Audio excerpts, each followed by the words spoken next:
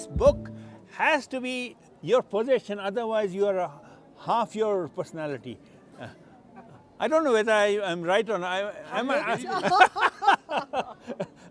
Half of what you are. I have read it about. That's very generous. I wouldn't even half. I've read it about 3 times over, and It is exactly. I have always urged my fellow Tibetans to guard against hatred towards Chinese. Now, these are great words. I don't know how many $1 billion worth of Potala was lost to the perpetrators of violence. 3,000 monasteries that were destroyed. And he does not have an iota of resentment and bitterness against everything that has happened in his life. On July 31st, a special collective reading of His Holiness the Dalai Lama's latest book, The Wise for the Voiceless, was held at Leh Market, organized by Ladakh Writers Club.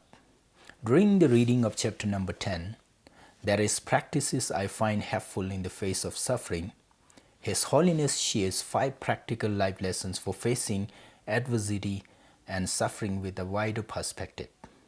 It was Tenzin Tsundula's turn to read, and Tsundula read the 3rd lesson, which highlights the importance of staying optimistic no matter how tough things seem. This optimism, His Holiness explains, must be rooted in reality and a clear-eyed approach to finding the best path forward. His Holiness added that for Tibet, the issue is existential and Tibetans cannot afford to give up. After Tsundula finished reading, a local youth who was listening attentively asked him whether the changing environment for younger Tibetans growing up in India is impacting the Tibetan freedom struggle. Whether younger Tibetans in diaspora who have not seen Tibet or experienced Chinese atrocities firsthand feel less emotionally connected to the Tibetan cause. The video that you are going to watch is Tenzin Tsundula's response to the question. Tibetans were road construction laborers, firstly here in Ladakh. Leh से यहाँ से airport से पितुक तक वो रास्ता तिब्बती refugees ने बनाया. उसके बाद वो मनाली गए, मंडी कुल्लू मनाली रोहतांग पास से यहाँ ले तक वो रास्ता भी तिब्बती रेफ्यूजीज ने बनाए. My parents were coolies. My parents worked here. So there was a different situation, different sets of challenge. And my generation who started to go to college, educate ourselves in different languages. I speak Tamil, for example. Tibetan speaking Tamil. And have become a vegetarian. So, Tibetan becoming vegetarian. and among Tibetans, some of my Tibetans tell me that you are half Tibetan because you are now vegetarian. So situations change. So coolie का वक्त में एक different अलग situation था और challenges अलग था. मेरी situation में challenges अलग था.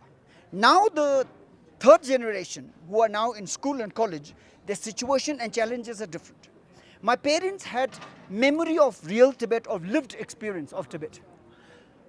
I am always angry that I'm born in India, not having seen Tibet, not having to live in Tibet. I am the second generation. I always feel deprived of not having born in our own country, not even seeing Chinese. जिसके ऊपर हम गुस्सा है वो हमने देखे नहीं है.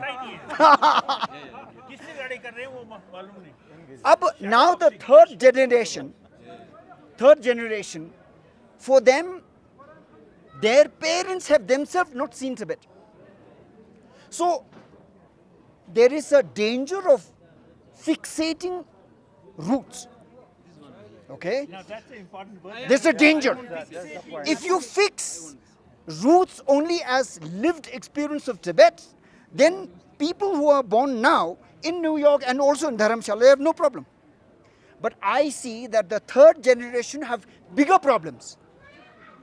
They cannot go to Tibet, they cannot live in Tibet, they cannot settle down in India also.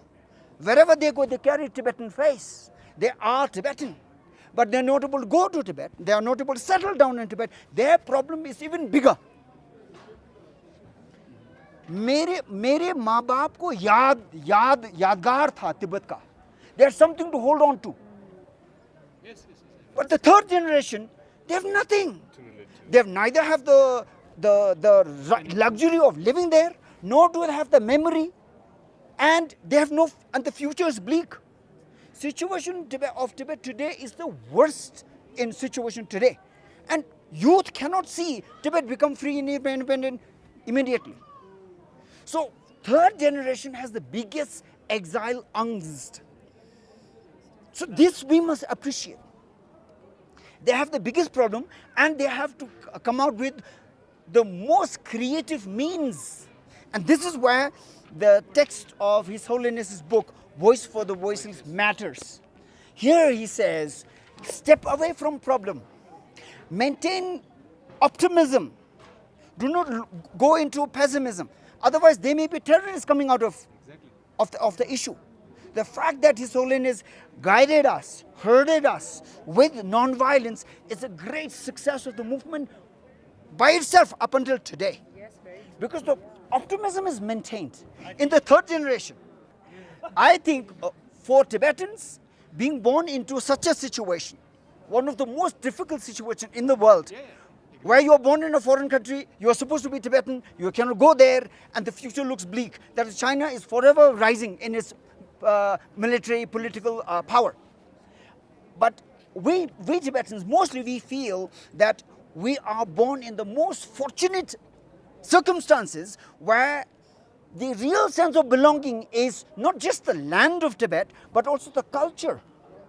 The culture that we learn from India, the Buddha Dharma, where we have the Buddha Dharma and the Sangha. We have the best Sangha in the form of His Holiness, which we are reading today. So the culture is the nurturing factor. For example, when I was in school, my parents were so very far away. Tibetans who escaped from Tibet, their parents were in Tibet, they were growing up in India. For them, what truly nurtured the Tibetan youth is their culture, sense of patience, optimism, and resourceful intellectualism. So this, we don't look at it as a burden. We look at this as the most fortunate means with which you are tested as a human being to be creative, compassionate, at the same time keep this hope for freedom, and the culture we live in itself is the freedom. Not just the ultimate where we raise our flag and we say freedom, but now when we are living through this freedom struggle, as we keep away from anger, hatred and greed, that itself is the true freedom. Are the youth of the Tibetan youth all over the world